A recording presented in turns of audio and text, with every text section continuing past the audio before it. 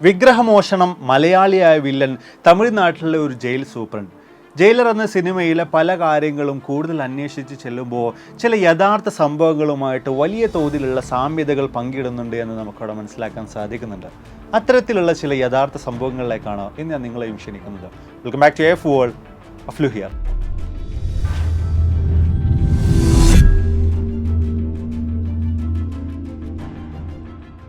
പല കാലങ്ങളായി പത്രമാധ്യമങ്ങളിലൂടെ നമ്മൾ കേട്ടുവരുന്ന ഒരു കാര്യമാണ് വിഗ്രഹക്കടത്ത് എന്ന് പറയുന്നത്. നമ്മുടെ നാടുകളിൽ നിന്നുള്ള, ഇന്ത്യയിൽ നിന്നുള്ള വ്യത്യസ്ത ക്ഷേത്രങ്ങളിൽ നിന്നും മോഷ്ടിച്ചു കൊണ്ടുപോകുന്ന നൂറുകണക്കിന് ആയിരക്കണക്കിന് വർഷം പഴക്കമുള്ള വിഗ്രഹങ്ങൾ പിന്നീട് നമുക്ക് കണ്ടെത്താൻ സാധിക്കുന്നത് പല വിദേശ രാജ്യങ്ങളുടെയും മ്യൂസിയങ്ങളിലായിരിക്കും. മാത്രവുമല്ല, ഇത്തരത്തിൽ ഇവർ കേരളത്തിൽ നിന്നും തമിഴ്നാട്ടിൽ നിന്നും ഇന്ത്യയുടെ പല ഭാഗങ്ങളിലെ ക്ഷേത്രങ്ങളിൽ നിന്നുമെല്ലാം തന്നെ മോഷ്ടിച്ചു കൊണ്ടുപോകുന്ന വിഗ്രഹങ്ങൾ വലിയ തുകക്കാണ്, കോടികൾക്കാണ് ഇത്തരത്തിലുള്ള പല രാജ്യങ്ങളുടെയും മ്യൂസിയങ്ങൾക്ക് ഈ മോഷ്ടാക്കൾ വിൽക്കുന്നത്. കൂടുതലായി നമ്മൾ പരിധി നോക്കുമ്പോൾ അനേകം ഇത്തരത്തിലുള്ള പ്രശസ്തരായിട്ടുള്ള വിഗ്രഹക്കടത്തുകാർ നമ്മുടെ നാട്ടിൽ തന്നെ ഉണ്ട് എന്ന കാര്യം നമുക്ക് മനസ്സിലാക്കാൻ സാധിക്കുന്നുണ്ട്. എങ്കിൽ കൂടെയും ജയിലർ എന്ന സിനിമയുമായിട്ട് ഏറ്റവും അധികം നമുക്കവിടെ സാമ്യതകൾ തോന്നുന്നത് സഞ്ജീവി അശോകൻ എന്ന പേരുള്ള മലയാളിയായിട്ടുള്ള വിഗ്രഹക്കടത്തുകാരൻ്റെയും സുഭാഷ് കപൂർ എന്ന പേരുള്ള അയാളുടെ നേതാവിൻ്റെയും കാര്യത്തിലാണ്. അയാൾ ഈ ഒരു മേഖലയിലേക്ക് എത്തിച്ചേരാൻ ഇടയാക്കിയതാകട്ടെ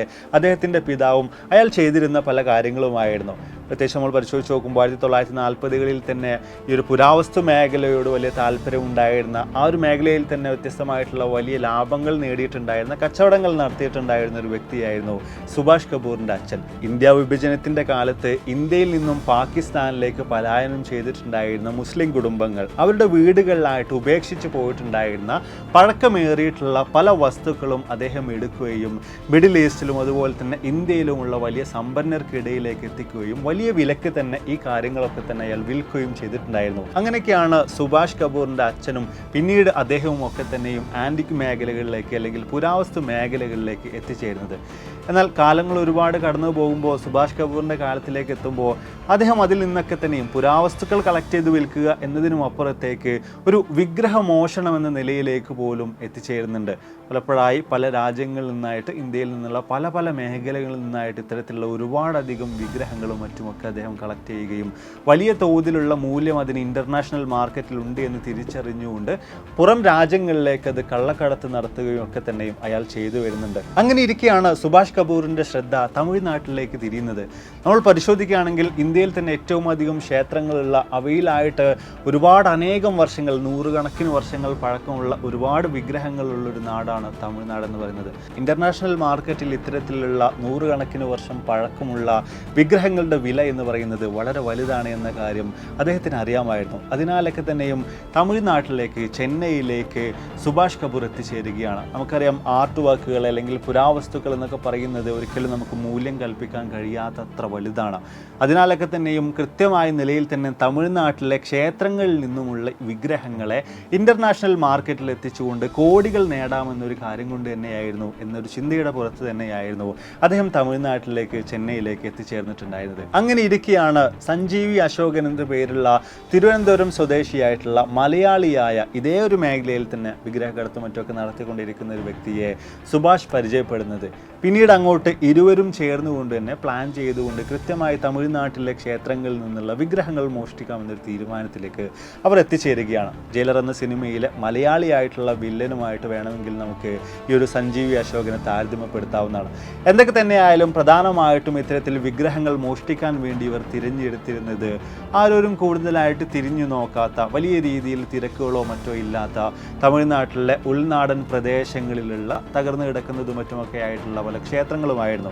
ഈ ക്ഷേത്രങ്ങളിൽ നിന്നും വിഗ്രഹങ്ങൾ മോഷ്ടിച്ചു കൊണ്ടുവരുന്നതിനാകട്ടെ ആ പ്രദേശത്ത് തന്നെയുള്ള കള്ളന്മാരെയായിരുന്നു ഇവർ ഹയർ ചെയ്തിട്ടുണ്ടായിരുന്നത്. അതും വലിയ തുകകൾ, 2 ലക്ഷവും 2.5 ലക്ഷവും ഒക്കെ തന്നെയും നൽകിക്കൊണ്ടായിരുന്നു, വാഗ്ദാനം ചെയ്തുകൊണ്ടായിരുന്നു ഈ കള്ളന്മാരെ കൂടെ വിഗ്രഹമോഷണത്തിലേക്ക് ഇവർ ഇരുവരും ചേർന്ന് ഇറക്കിയിട്ടുണ്ടായിരുന്നത്. ഇതേ ഒരു സമയത്ത് തന്നെ നമ്മൾ കൂടുതലായി പരിശോധിച്ച് നോക്കുമ്പോൾ സഞ്ജീവി അശോകൻ തമിഴ്നാട്ടിലെയും അല്ലെങ്കിൽ കേരളത്തിലെയും ഇത്തരത്തിലുള്ള വിഗ്രഹമോഷണങ്ങളുടെ കാര്യങ്ങൾ പ്രധാനമായിട്ടും നിയന്ത്രിക്കുന്ന അവസരത്തിൽ നേതാവായിട്ട് ആയിട്ടുള്ള സുഭാഷ് കപൂർ അമേരിക്കയിലേക്ക് പറക്കുകയും ന്യൂയോർക്കിൽ ആർട്ട് ഓഫ് പാസ്റ്റ് എന്ന് പറഞ്ഞുകൊണ്ട് ഒരു ആൻറ്റിക് ഷോപ്പ് ഓപ്പൺ ചെയ്യുകയും ചെയ്തിട്ടുണ്ടായിരുന്നു. പിന്നീട് അങ്ങോട്ട് തമിഴ്നാട്ടിൽ നിന്നും കേരളത്തിലെ ക്ഷേത്രങ്ങളിൽ നിന്നും ഒക്കെ തന്നെയും മോഷ്ടിക്കുന്ന വിലപിടിപ്പുള്ള വിഗ്രഹങ്ങളും പുരാവസ്തുക്കളും ഒക്കെ തന്നെയും നേരെ അമേരിക്കയിലേക്ക് കടത്തുകയും ആർട്ട് ഓഫ് പാസ്റ്റ് എന്ന വളരെ റെയർ ആയിട്ടുള്ള ആൻറ്റിക് വസ്തുക്കൾ ലഭിക്കുന്ന അവരുടെ കടയുടെ അവരുടെ ഒരു ഷോപ്പിൻ്റെ അണ്ടറിലായിട്ട് വിൽപ്പന നടത്തി വരാനും ആരംഭിക്കുകയാണ്. ഈ ഒരു രീതിയിലായിരുന്നു പ്രധാനമായിട്ടും സുഭാഷ് കപൂറും അദ്ദേഹത്തിൻ്റെ അണ്ടറിലായിട്ടുള്ള ആളുകളും, പ്രത്യേകിച്ച് സഞ്ജീവ് അശോകനെ പോലുള്ള ഒരുപാടധികം ആളുകളും ഇത്തരത്തിൽ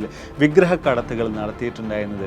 അതിൽ തന്നെ നമ്മൾ പരിശോധിച്ച് നോക്കുമ്പോൾ ഈ കള്ളന്മാർക്കൊക്കെ 2 ലക്ഷം 2.5 ലക്ഷം ഒക്കെയാണ് ഒരു വിഗ്രഹം മോഷ്ടിച്ച് കൊണ്ടുവരുന്നതിന് വേണ്ടിയിട്ട് ഇയാൾ നൽകിയിട്ടുണ്ടായിരുന്നെങ്കിൽ ഇന്റർനാഷണൽ മാർക്കറ്റിലേക്ക് ഇതേ ഒരു വിഗ്രഹം എത്തിച്ചേരുമ്പോൾ അയാൾക്ക് അവിടെ ലഭിക്കുന്നത് 4.5 കോടി 5.5 കോടി രൂപയോളമായിരുന്നു. അതിൽ തന്നെ നമ്മൾ നോക്കുമ്പോൾ 1995 തന്നെ ഇതുപോലെ വീരവനല്ലൂർ ക്ഷേത്രത്തിലെ ദ്വാരപാലകരുടെ വിഗ്രഹങ്ങൾ ഇവർ ഇതുപോലെ മോഷ്ടിച്ചു കൊണ്ടുപോയി ന്യൂയോർക്കിലെ അവരുടെ ഷോപ്പിൻ്റെ അണ്ടറിൽ ഓസ്ട്രേലിയയിലെ മ്യൂസിയത്തിനായിരുന്നു വിറ്റിട്ടുണ്ടായിരുന്നത്. അന്ന് അവർക്ക് ലഭിച്ചിട്ടുണ്ടായിരുന്നത് 4.98 കോടി രൂപയോളമാണ്. അന്നത്തെ കാലത്ത് 1995 എന്നൊക്കെ പറയുമ്പോൾ ആ ഒരു കാലഘട്ടത്തിൽ ഈ ഒരു തുക എന്നൊക്കെ പറയുന്നത് നമുക്കൊക്കെ ചിന്തിക്കാൻ കഴിയുന്നതിനുമൊക്കെ ഒരുപാടധികം വലുതാണ്. അപ്പോൾ ഇത്തരത്തിൽ തന്നെ പല കാലങ്ങളിലായിട്ട് വ്യത്യസ്തമായിട്ടുള്ള പല ക്ഷേത്രങ്ങളിൽ നിന്നുമായിട്ട് ഒരുപാട് അനേകം വിഗ്രഹങ്ങൾ ഇവർ കടത്തുകയും അതിലൂടെ കോടികൾ ഇവർ നേടുകയും ഒക്കെ തന്നെയും ചെയ്തിട്ടുണ്ടായിരുന്നു. ഇതിനിടയിൽ തന്നെ വലിയ തോതിൽ ഈ വിഗ്രഹ കടത്തുകാർക്ക് വേണ്ടിയിട്ടുള്ള അന്വേഷണങ്ങളെല്ലാം തന്നെ പോലീസുകാർ നടത്തുന്നുണ്ട്. പക്ഷെ അതൊന്നും എങ്ങും എത്താതെ നീളുകയായിരുന്നു. അങ്ങനെ ഇരിക്കെയാണ് പോലീസുകാരുടെ പിടിയിൽ ഒരു ട്രക്ക് ഡ്രൈവർ അകപ്പെടുന്നത്. ഇതിൻ്റെ പ്രധാനമായിട്ടുള്ള കാരണം എന്ന് പറയുന്നത് അയാൾ ആ ഒരു ലോറിക്കകത്തായിട്ട് ഒരു ഗണപതി വിഗ്രഹത്തെ പൂജിച്ചിട്ടുണ്ടായിരുന്നു എന്നൊരു കാര്യമാണ്. കൂടുതലായി പോലീസുകാർ അന്വേഷണം നടത്തി വരുമ്പോൾ തമിഴ്നാട്ടിലെ ക്ഷേത്രങ്ങളിൽ നിന്നും വിഗ്രഹങ്ങൾ മോഷ്ടിക്കുന്നവരുടെ കൂട്ടത്തിൽപ്പെട്ട ഒരാളാണ് ഈ ഒരു ട്രക്ക് ഡ്രൈവർ എന്ന് പോലീസുകാർക്ക് മനസ്സിലാക്കാൻ സാധിക്കുകയാണ്. അങ്ങനെയാണ് പോലീസുകാർ കൂടുതൽ അന്വേഷണങ്ങളിൽ നിന്നും മലയാളിയായ സഞ്ജീവി അശോകൻ എന്ന വിഗ്രഹ കടത്തുകാരനിലേക്കും പിന്നീട് അയാളുടെ നേതാവായിട്ടുള്ള സുഭാഷ് കപൂറിലേക്കും ഒക്കെ തന്നെയും എത്തിച്ചേരുന്നത്. പോലീസുകാർ വിശദമായ നിലയിൽ തന്നെ സഞ്ജീവി അശോകൻ ചോദ്യം ചെയ്തിട്ടുണ്ടായിരുന്നുവെങ്കിൽ പോലും അയാൾ അറസ്റ്റ് ചെയ്യുന്നതിന് മുമ്പായിട്ട് അയാൾ തമിഴ്നാട്ടിലേക്ക് കടന്നു കളയുകയായിരുന്നു. അതുപോലെ തന്നെ സുഭാഷ് കപൂറിൻ്റെ കാര്യത്തിലും ഇത് തന്നെയാണ് സംഭവിച്ചിട്ടുണ്ടായിരുന്നത്. പോലീസുകാർ അന്വേഷിച്ചിറങ്ങുമ്പോഴേക്ക് അയാൾ നാട് വിടുകയായിരുന്നു.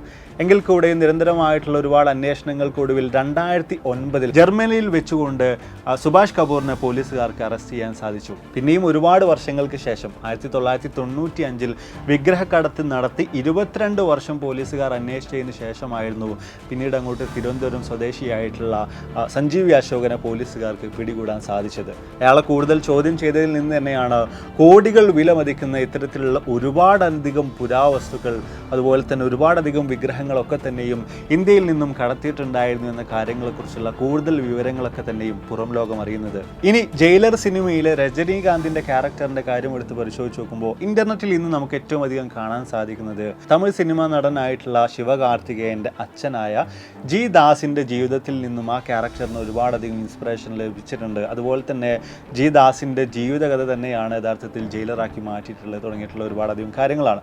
കൂടുതലായി പരിശോധിച്ച് നോക്കുമ്പോൾ ജി ദാസ് എന്ന് പറയുന്നത് തമിഴ്നാട്ടിലെ ഒരു ജയിൽ സൂപ്രണ്ടായിരുന്ന വ്യക്തിയായിരുന്നു. മാത്രമല്ല ഒരുപാടധികം നല്ല പ്രവൃത്തികൾ ചെയ്തിട്ടുണ്ടായിരുന്ന തമിഴ്നാട് പോലീസിൽ തന്നെ വലിയൊരു സ്റ്റാറായിട്ട് പോലും നിലനിന്നിരുന്ന ഒരു വ്യക്തിയായിരുന്നു ജി ദാസ് എന്ന് പറയുന്നത്. അപ്പോൾ എന്തായാലും നമ്മൾ വീഡിയോ സ്റ്റോടെ വൈൻഡപ്പ് ചെയ്യാണ്. വീഡിയോ തീർച്ചയായും നിങ്ങൾക്ക് ഇഷ്ടമായി കാണുമെന്ന് വിചാരിക്കുന്നു. ജയിലർ എന്ന സിനിമയുമായിട്ട് വലിയ തോതിൽ തന്നെ സാമ്യതകൾ പങ്കിടുന്ന ചില യഥാർത്ഥ സംഭവങ്ങളാണ് ഞാൻ ഈ ഒരു വീഡിയോയിലൂടെ നിങ്ങളുമായി ഷെയർ ചെയ്തത്. വീഡിയോയെക്കുറിച്ചുള്ള നിങ്ങളുടെ അഭിപ്രായങ്ങൾ തീർച്ചയായും താഴ്ന്ന് രേഖപ്പെടുത്താൻ മറക്കരുത്. അപ്പോൾ ഇതിൽ നിന്ന് ഒരുപാടധികം വീഡിയോസുകളുമായി കണ്ടുവിട്ടാന്ന് പ്രതീക്ഷയോടെ ബൈ.